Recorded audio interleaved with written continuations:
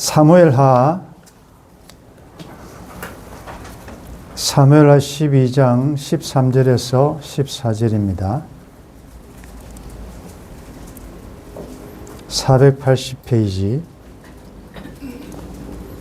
우리 본문 말씀을 같이 읽겠습니다. 다윗이 나단에게 이르되 내가 여호와께 죄를 범하였노라 하매 나단이 다윗에게 말하되 여호와께서도 당신의 죄를 사하셨나니 당신이 죽지 아니하니라. 이 일로 말미암아 여호와의 원수가 크게 비방할 거리를 얻게 하였으니 당신이 낳은 아이가 반드시 죽으리라 하고. 아멘. 다윗이 우리아의 아내를 취하기 위하여 우리아를 자기 손으로는 처단하지 않고 치열한 전투 현장에 제일 앞에 선두에 서게 하여 결국 죽게 만듭니다.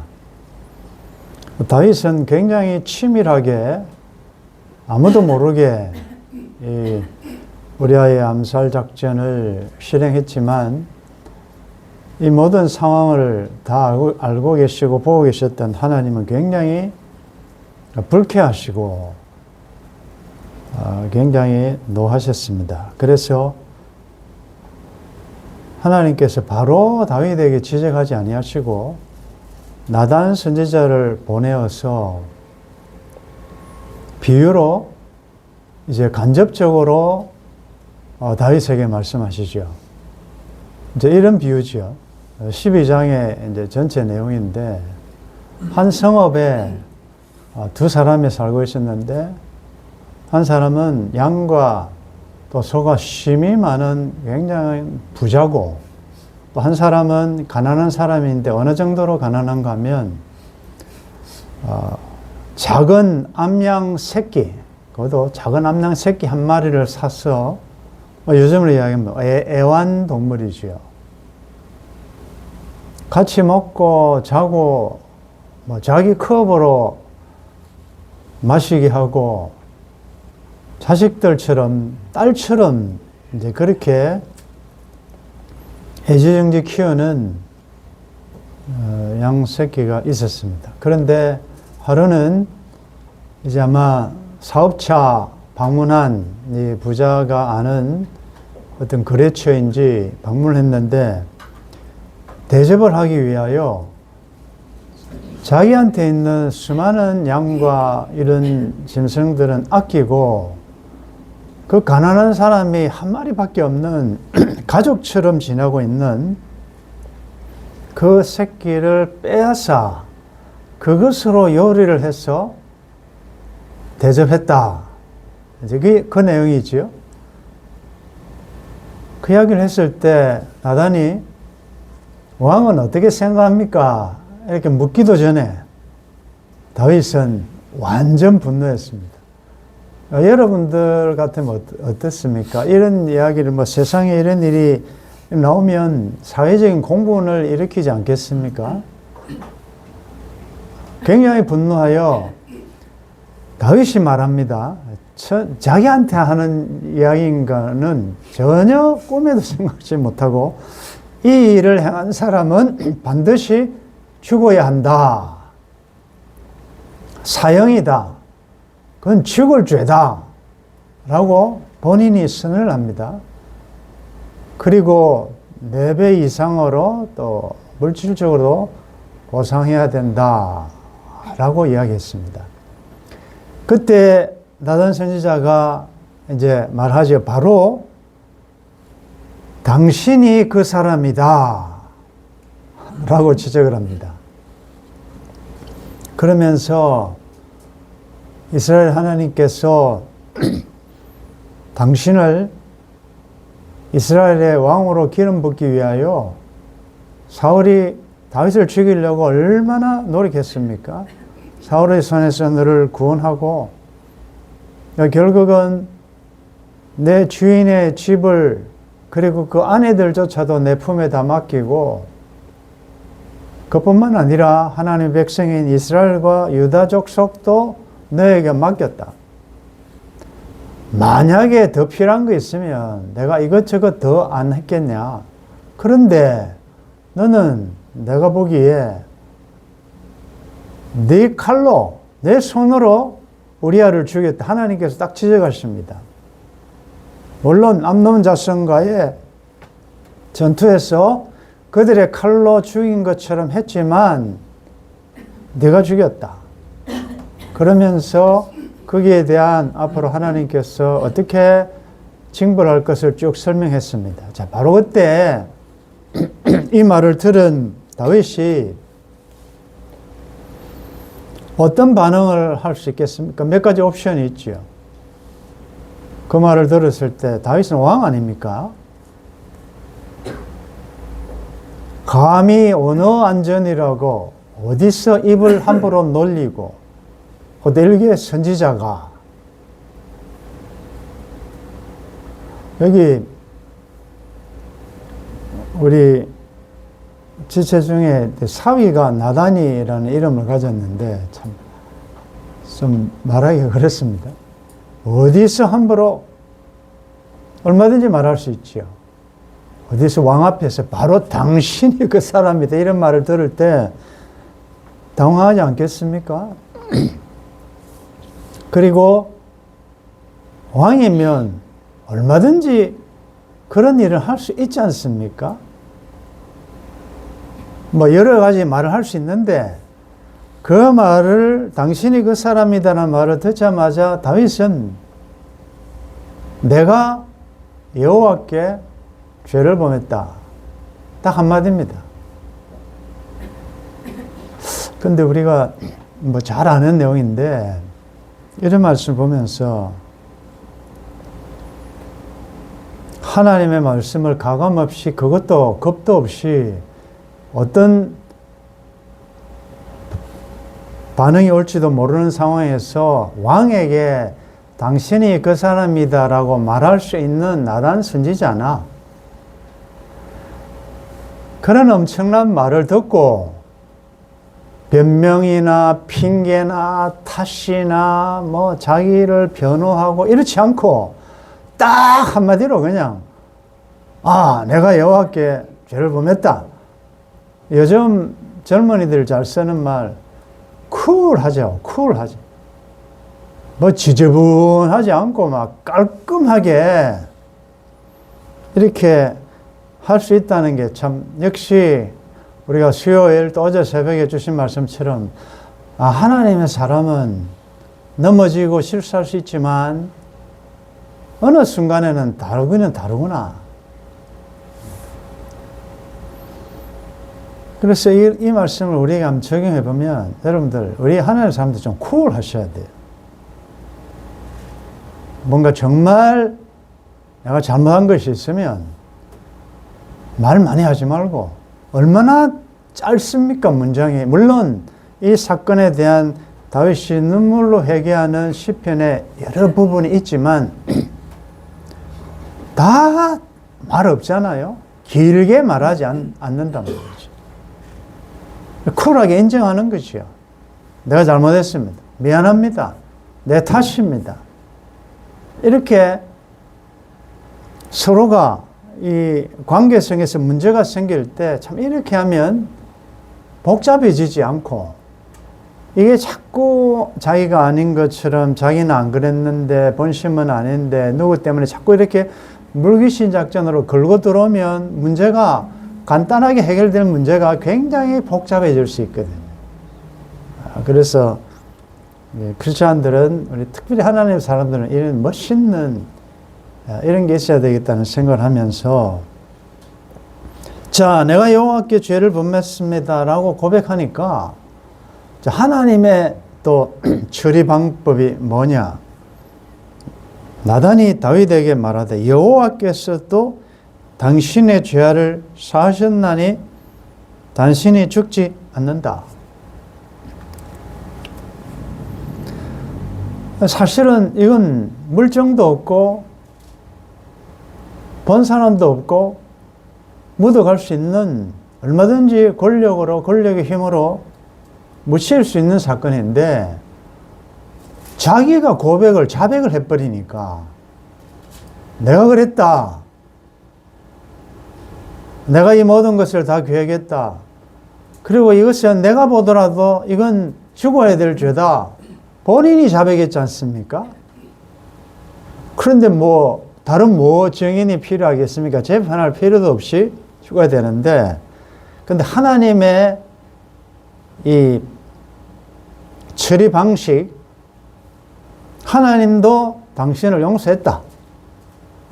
그래서 이것은 죽어야 될 죄지만 안 죽는다.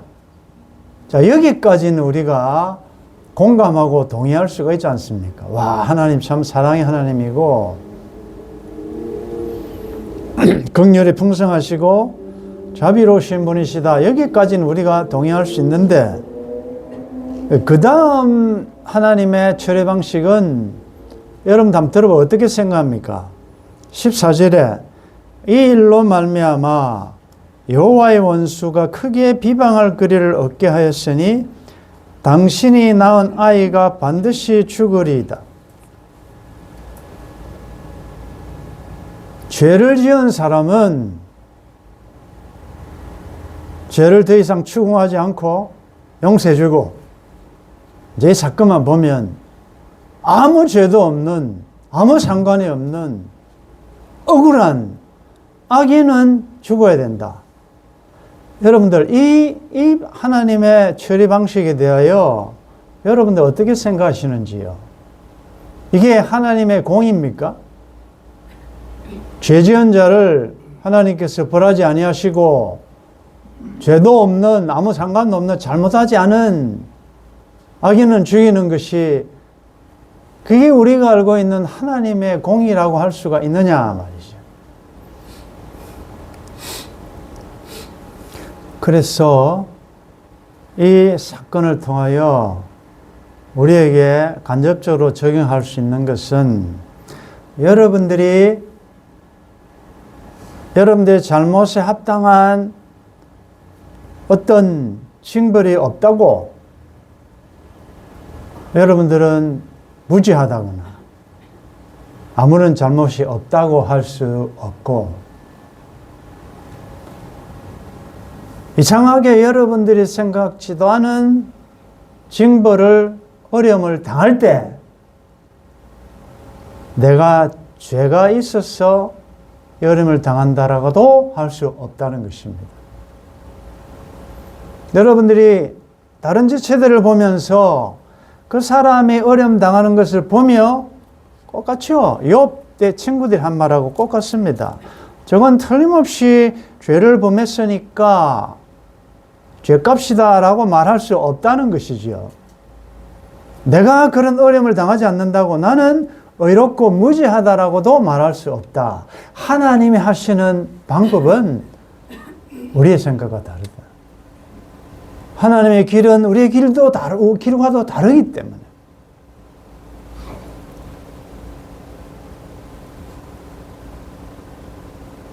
왜 다윗은 살리고 악인은 죽이시느냐? 자, 이 사건을 오늘 우리들에게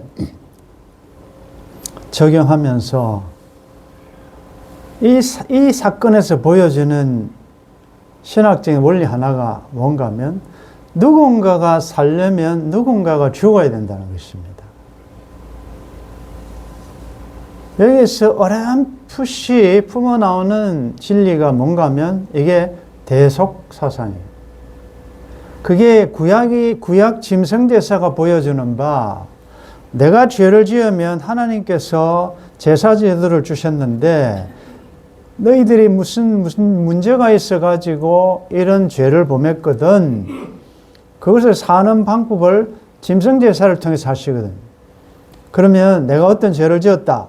그럼 내가 짐승을 끌고 내가 갑니다.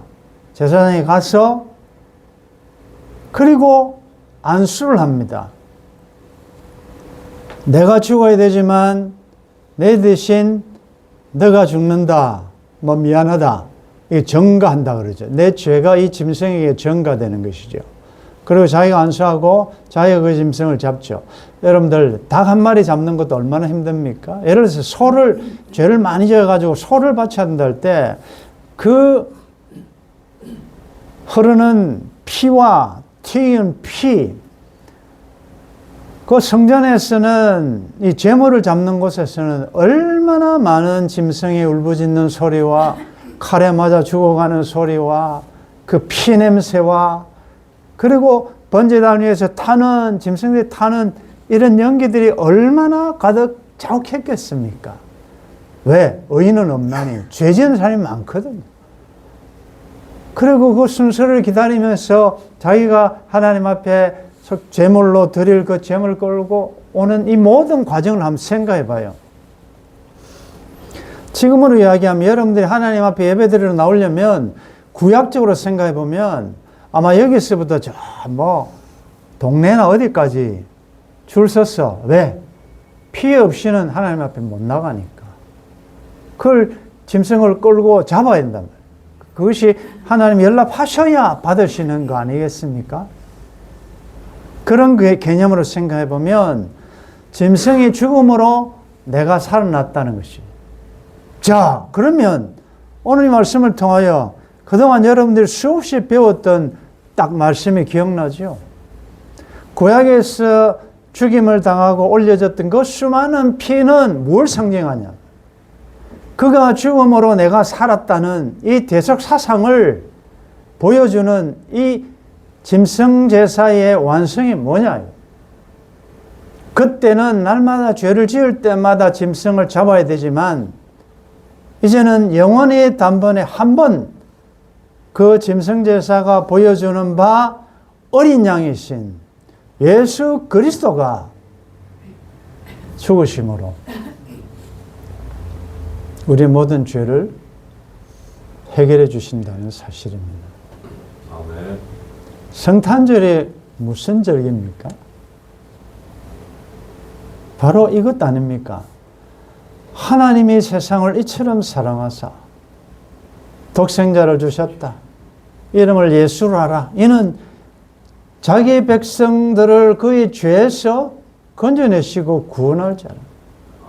독생자를 세상에 보내시면 우리를 살리려 죽을 수밖에 없는 죽었던 범죄한 우리를 살리려면 누군가가 죽어야 되는데 죄 있는 자를 위하여 죽으려면 죄가 없어야 되는데 죄 없는 인생은 하나도 없으니 죄 없으신 신이신 하나님만이 하실 수 있으니 그래서 자원하여 이 하나님의 구원 계획에 자원하여 순종하여 이 땅에 오신 분이 예수님이시다.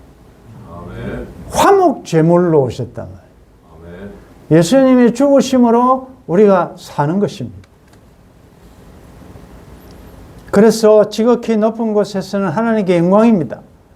하나님이 하나님 되심이 드러난 사건이고 이 예수님의 탄생 사건이 그리고 기뻐하심을 입은 사람들 중에 평화라는 말은 드디어 내 죄가 완전히 영원히 단번에 해결되는 이 사건이기 때문에 샬롬, 하나님과 우리 사이에 가로막혔던 죄 문제가 다 해결됐기 때문에 평화, 샬롬이 임할 수 있다는 것이죠. 아멘. 지난번 배 목사님 천국 환송 때 미국에서 섬겼던 젊은 부부가 지금 서울에 살고 있는데 이 소식을 듣고 기어이 참석하려고 하는 걸 사모님이 끝까지 만류했어요. 그 거리도 멀고 시간도 안 되고 그랬는데 그래서 그날 아침에 아내와 제가 낮게까지 가서 사모님 모시고 가려고 했는데 전화를 하니까 그 부부가 서울에서 그냥 일차인지 그걸 얻어가지고 차를 타고 온 거예요. 그래서 그 집사네 차를 타고 오겠다 해서 참 먼 거리를 아마 양오리 교회를 대표로 이제 오게 됐는데, 화장하는 그 시간, 1시간, 1시간 반 걸리지 않습니까? 그래서 그 공원을 거닐면서 질문했습니다. 생전에 목사님의 어떤 모습, 어떤 것이 인상이 깊으며 기억에 남느냐 하니까 그 남자 집사님이 그 이야기를 했습니다. 둘이가 거기서 만나서 이제 결혼하게 됐는데, 자녀처럼 영적인 자녀들이죠. 결혼한다는 소식을 전하러 목사님 앞에 갔는데, 제일 먼저 결혼 앞둔 신랑 신부에게 묻는 말이, 형제는 지금 죽어도 천국 갈 확신이 있느냐?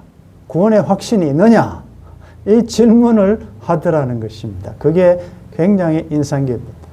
저 같더라도 참 그런 부담되는 말 잘 안 하죠.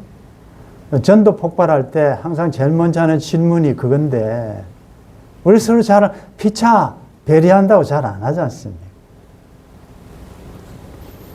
그런데 이왕 나왔으니까 제가 물어보겠습니다.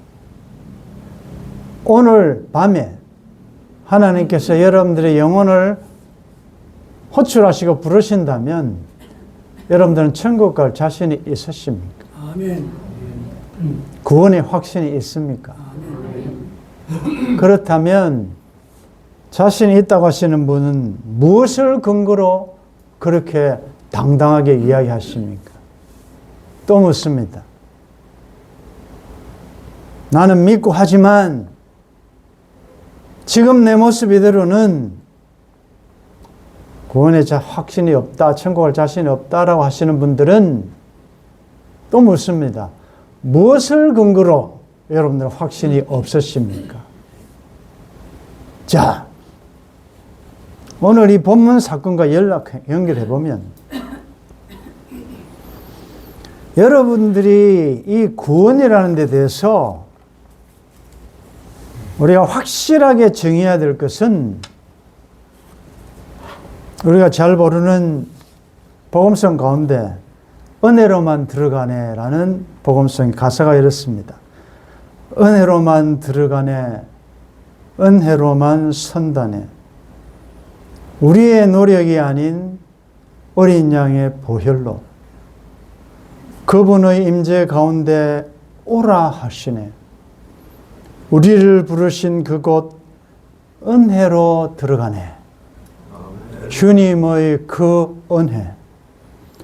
범죄한 우리가 어찌 서리요. 어린 양의 보혈이 깨끗게 하시네. 범죄한 우리가 어찌 서리요. 어린 양의 보혈이 깨끗게 하시네. 주님의 그 은혜. 주님의 그 은혜. 주님의 그 은혜. 3번이나 강조하고 있습니다.